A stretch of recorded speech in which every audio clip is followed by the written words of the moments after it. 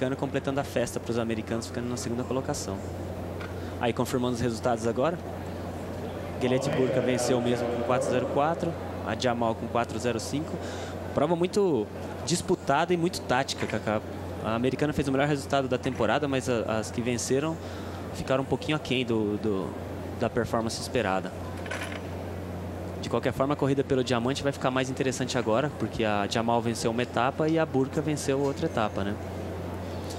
Estamos mostrando para você a Diamond League 2011, quarta etapa ao vivo, direto da Universidade de Oregon, nos Estados Unidos. Para você que está chegando agora, eu tenho a dar duas notícias, uma boa e uma ruim. A boa é que já tivemos a prova do salto com vara para mulheres. A ruim é que a Fabiana Müller ficou apenas na terceira posição, já que estava cansada porque disputou anteontem uma prova aqui em Buenos Aires, viajou correndo para os Estados Unidos, e aí eu acho até uma tática suicida.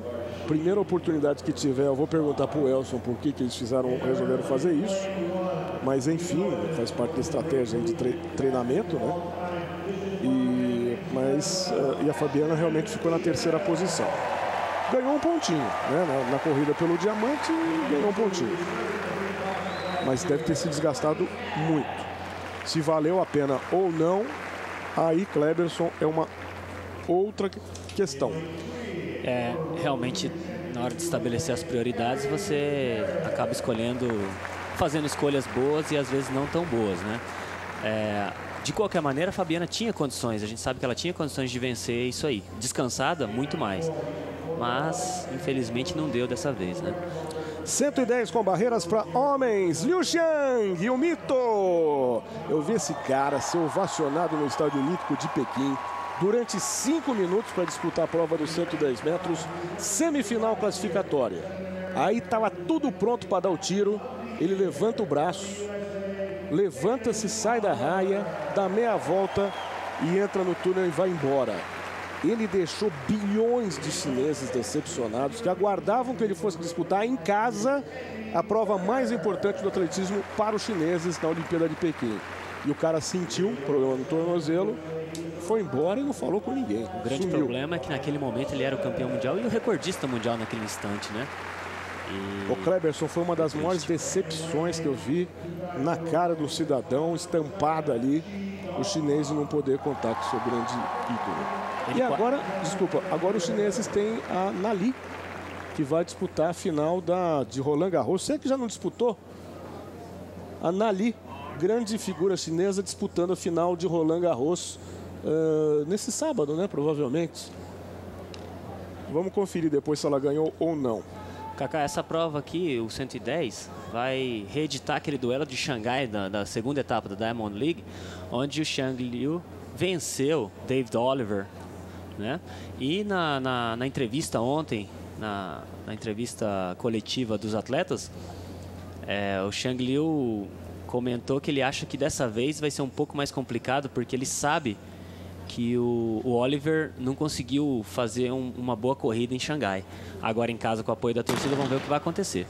Vamos acompanhar. O Liu Xiang está na raia 4 aqui, ó. Lá vem ele, parece que está completamente recuperado e vai disputar a medalha de ouro. Se vai ganhar ou não, outro problema na passagem, fica em segundo, 12,94 a marca. Vitória do Oliver, que comemora demais com a plateia aí em Oregon. E o Liu Xiang chega na segunda posição. Eu tô curioso agora para saber o resultado do Liu Xiang, porque 12,94, líder do ranking mundial, melhor marca na temporada agora para o David Oliver, como o próprio Liu previu ontem, né, na entrevista de previu que ia ser muito mais difícil. O David Oliver realmente provou que está em grande forma. O recorde mundial é 12,87 do cubano Dairon Robles e chegou muito próximo, apenas 7 centésimos. Olha aqui, então a Nali, que hoje é a maior atração chinesa. É impressionante o que a Nali conseguiu. A maior atração chinesa ganhou Roland Garros. E fica imaginando a loucura que deve ser aquilo. 6-4 e 7-6 na Schiavone. Na Schiavone. Até porque esse era um grande ídolo. O jogador de basquete era um grande ídolo da NBA, né? Mas hoje a Anali, a grande personagem, é a grande personagem de todo um país, toda a nação chinesa, né? É um continente aqui. Você já havia comentado a estrutura física, a diferença do David Oliver pro Xiang Liu na outra etapa, Kaká? Agora os dois se abraçaram, deu para ver a diferença mais claramente, né? São muito diferentes. Xiang Liu tecnicamente é um atleta completo e o David Oliver é um atleta de muita força, muita velocidade, e vão fazer duelos assim grandiosos nessa temporada, com certeza, porque um vencendo a etapa de Xangai e o outro vencendo a etapa americana. Vamos ver o próximo encontro deles como vai ser.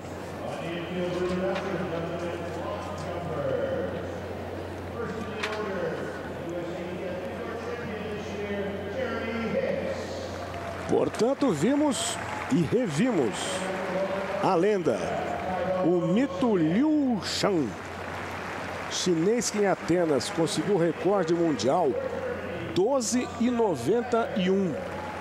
Foi a marca que o Liu Shan conseguiu nos Jogos Olímpicos de Atenas em 2004. Esse foi o recorde olímpico, né? Ele era campeão olímpico e recordista olímpico, né? Não, acho que mundial também, né? O mundial ele bateu com 12,88, abaixo desse, que é o melhor resultado da vida dele. Mas, ó, de qualquer forma, ele está na corrida do diamante em primeiro. Ali. Tá, junto com o David Oliver, 6 pontos, né? Porque um venceu uma etapa, o outro ficou em segundo. Eles trocaram as posições, né?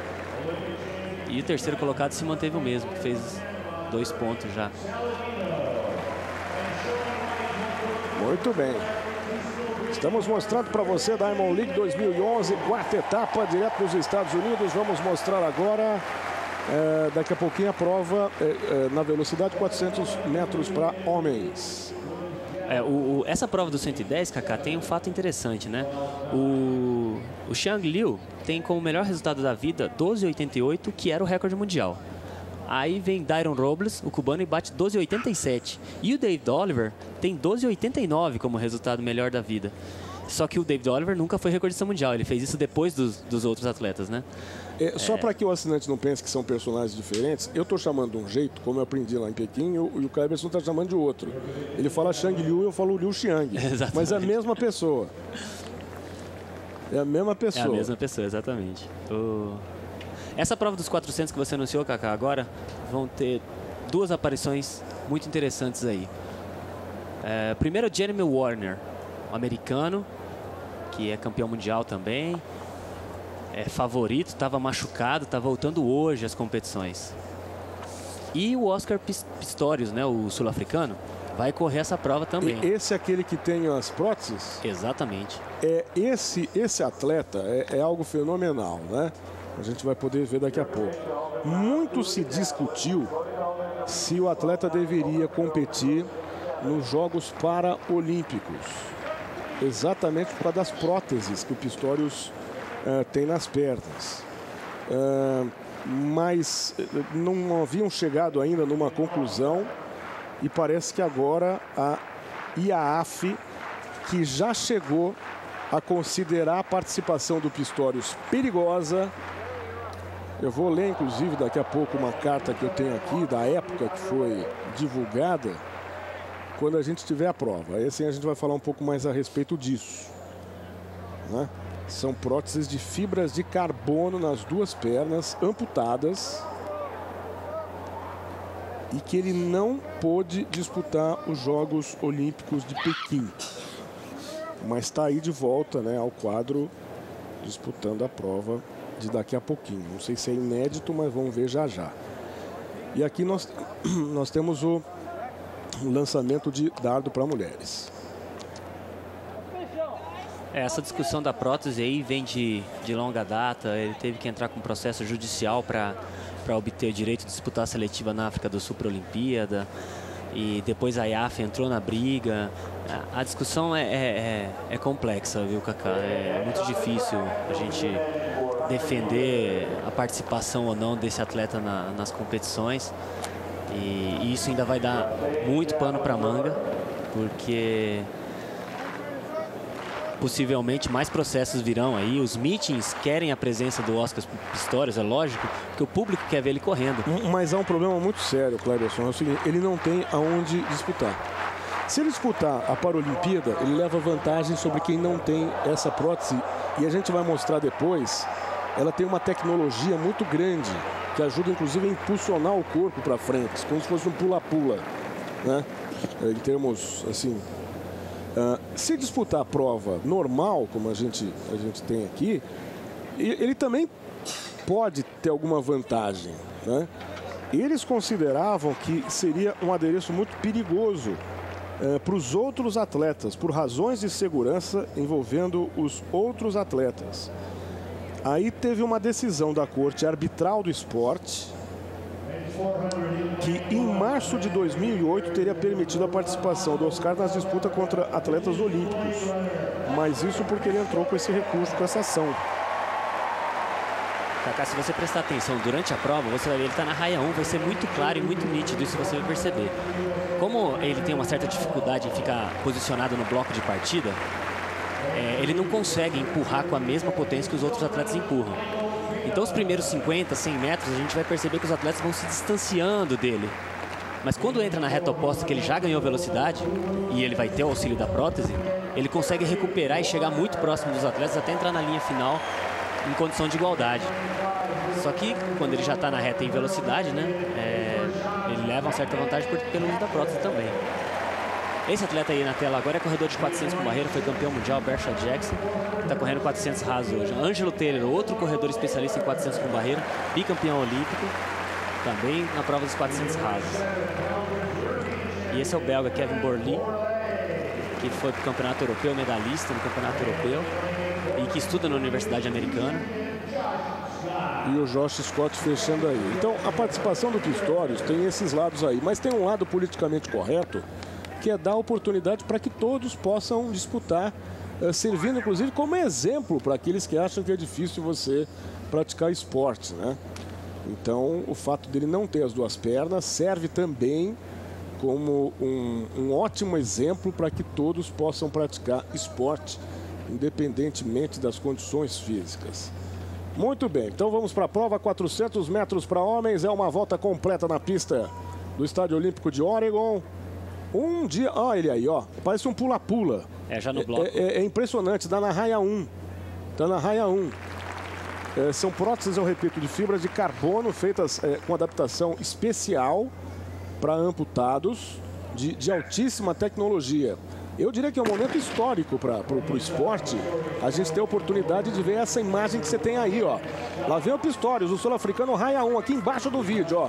Percebe aqui embaixo do vídeo. Um pouco, né? Agora quando entra na reta oposta ele vai chegando nos atletas. Agora vem ele lá. Olha só, bem no canto direito do vídeo. Quando der pra gente ver, a gente vai acompanhar.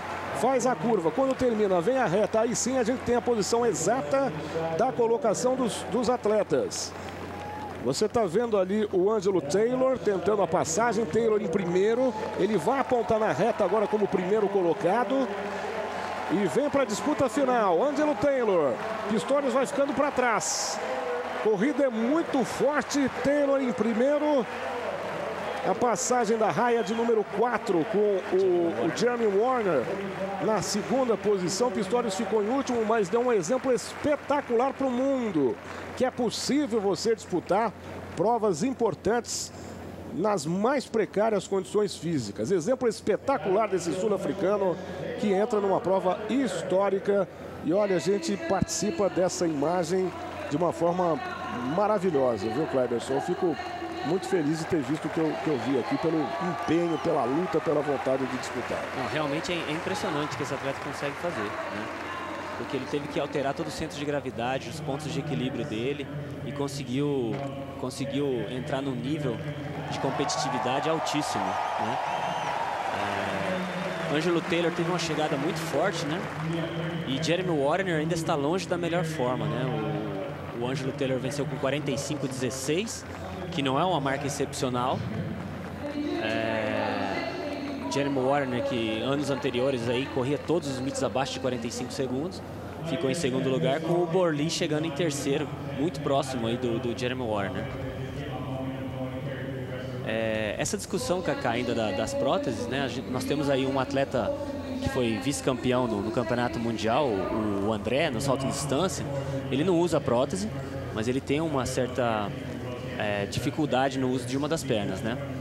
E ele comentou comigo sobre o uso de prótese, que tinha um atleta que disputava sempre com ele as provas, né? E esse atleta usava uma prótese que não era adequada e ele batia na tábua a perna boa e não a perna da prótese. E aí esse atleta aprendeu a saltar com a outra perna, com a perna da prótese. E ganhou o mundial dele agora, nessa última vez, usando a prótese na impulsão, né? Ele aprendeu a usar a outra perna e ele usa a prótese para impulsionar. Até dentro do mundo dos atletas paralímpicos, essa discussão é grande, porque tem atleta que tem uma prótese só e que corre, você percebe que ele corre mancando praticamente, né? E tem atletas que ele é o único, um dos poucos que usa as duas próteses, né? Então ele consegue manter o equilíbrio um pouco melhor que os outros, né? Não, mesmo na natação e outros esportes paralímpicos há muita discussão do grau, né, da intensidade, da dificuldade que cada um enfrenta. O Cleberson, eu não falei da principal prova de hoje, que vai acontecer daqui a pouquinho, que é a prova dos 100 metros rasos, prova masculina. Aí você de casa deve estar perguntando, o Usain Bolt vai correr? Eu falo, não, hoje ele não vai correr.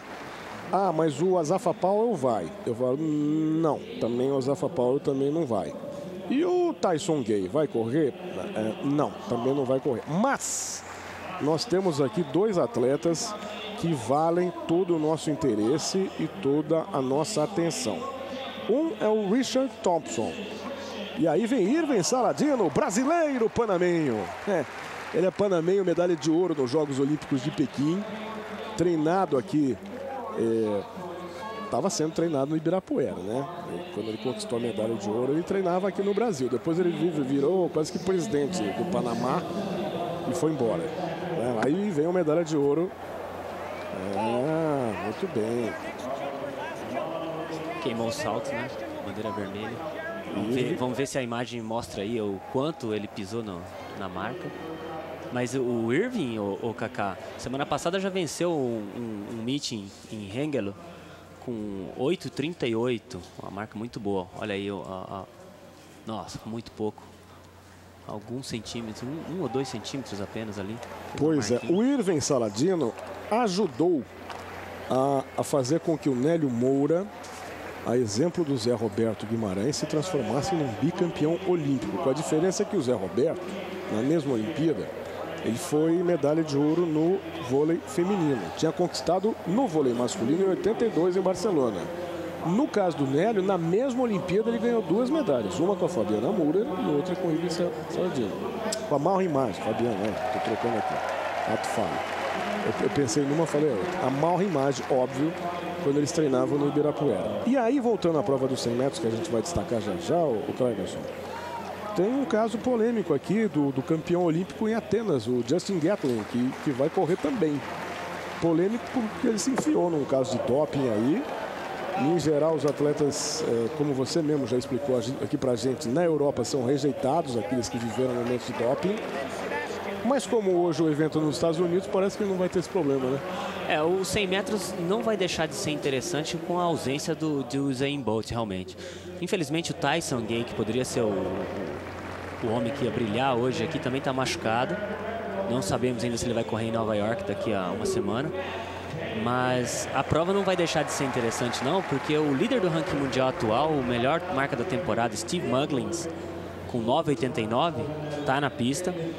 Teremos aí Michael Rogers e o retorno de Justin Gatlin. Justin Gatlin é o polêmico campeão olímpico de 2004, né? Que em 2006 sofreu uma punição quando ele correu 9,77 e seria o recorde mundial naquele momento. Sofreu uma punição por estar envolvido no escândalo da Balco, onde uma série de atletas e treinadores estavam envolvidos, e ele levou um gancho de 4 anos, o maior da história aí do atletismo.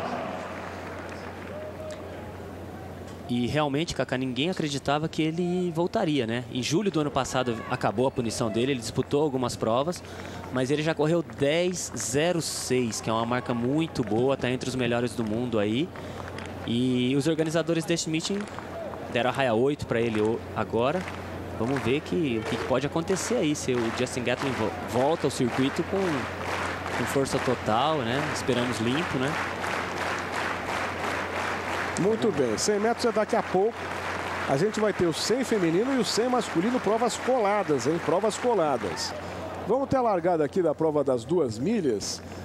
Nós vamos fazer o seguinte, a gente dá a largada aqui, sai para um rápido intervalo e depois a gente volta para complementar, porque é uma prova um pouquinho mais longa, né? Olha, 7 minutos, 7h50 as marcas, cerca de 8 minutos vai durar essa prova. Então a gente dá uma saidinha para o intervalo, na volta a gente ainda pega o final dessa prova e aí nós já vamos para o 100 masculino, 100 feminino, que são as grandes atrações. Teremos ainda 200 para homens, 800 para mulheres, 400 para mulheres. É isso aí que está marcado na nossa programação da Diamond League de hoje. Intervalo rápido, voltamos já. Band Esportes, o canal de todos os esportes. Audiência Band Esportes de volta com imagens ao vivo dos Estados Unidos, Universidade de Oregon, onde estamos acompanhando a 4ª etapa da Diamond League, edição 2011, exclusividade para você aqui no Band Esportes. Sebastian Bayer, na Alemanha, está disputando nesse instante a prova do salto em distância para homens. E aqui a gente tem a prova das 2 milhas. 2 milhas, que foge um pouco, né, das características das provas que a gente tem na Europa. Mas como o americano gosta sempre de ser diferente, então já incluíram essa, incluíram uma para fechar o evento também, hein, Kleber? A prova das 2 milhas e da milha são provas mais americanas mesmo. Nos Estados Unidos elas são muito tradicionais. E como o Steve Prefontaine era o recordista das 2 distâncias, então esse evento faz parte, celebrando, né, o Prefontaine Classic. Eles colocam esses 2 eventos, as 2 milhas e a milha. A intenção, na verdade, aí é observar, fazer testes com os atletas, né? Em especial o Bernard Lagat. Provavelmente ele treinou muito para essa prova. O Bernard Lagat, que é um queniano americano, né? Que está ali tirando o coelho, ele é o 5º colocado nesse momento. Que está acompanhando a trupe de quenianos e etíopes ali da frente, né? Eles querem provavelmente que o Bernard Lagat chegue próximo ao bate o recorde americano dessa prova. Na entrevista de ontem, o Bernard Lagat disse que está muito bem preparado, está bem posicionado na prova nesse momento e é a esperança aí da festa americana nessa prova. Cleberson, é impressionante, não escapa nada. O cara assiste entrevista coletiva, entrevista antes, durante a semana. Está sempre muito preparado aqui, o que nos enche de muito orgulho, viu, Cleberson? Você acha que está somando muito para as nossas transmissões, trazendo muita informação. Você é uma grata revelação aqui para a gente. Fico muito contente. Fico contente pelo elogio, Cacá. Fico contente também de estar aqui com você apresentando, sabendo que é um cara também que estuda bastante atletismo. Não, é impressionante. O Cleberson gosta do que faz, é muito competente, né, como técnico de atletismo e acompanha, mas com vigor, com uma vontade assim extraordinária. É muito bacana. Bom, nós falamos da prova dos 100 metros. Ao contrário da programação do ano passado, em que eles costumavam colocar 100 metros numa etapa, 200 na outra, aqui eles estão meio que misturando tudo.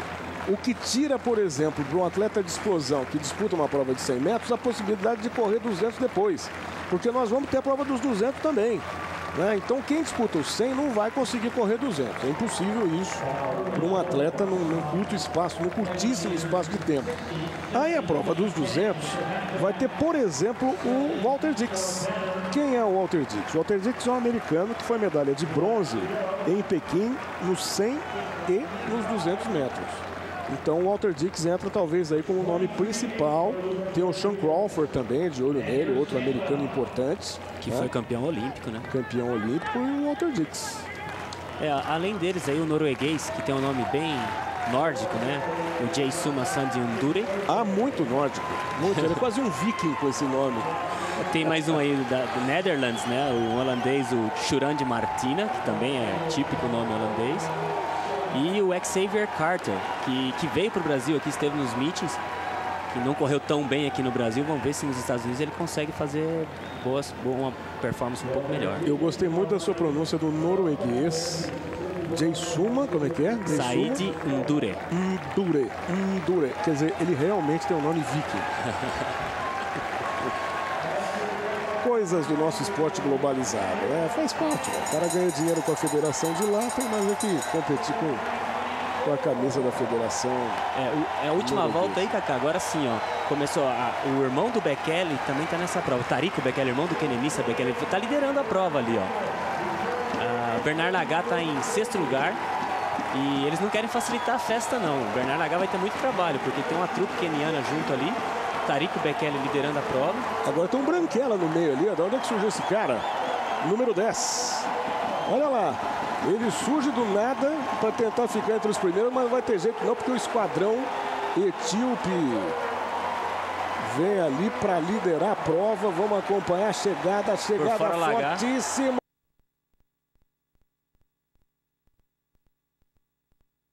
Né? As meninas, a vitória nas 2 milhas, comemora demais com 8:13:62. Atletas ovacionados pelo estádio inteiro aí, comemorando uma vitória sensacional.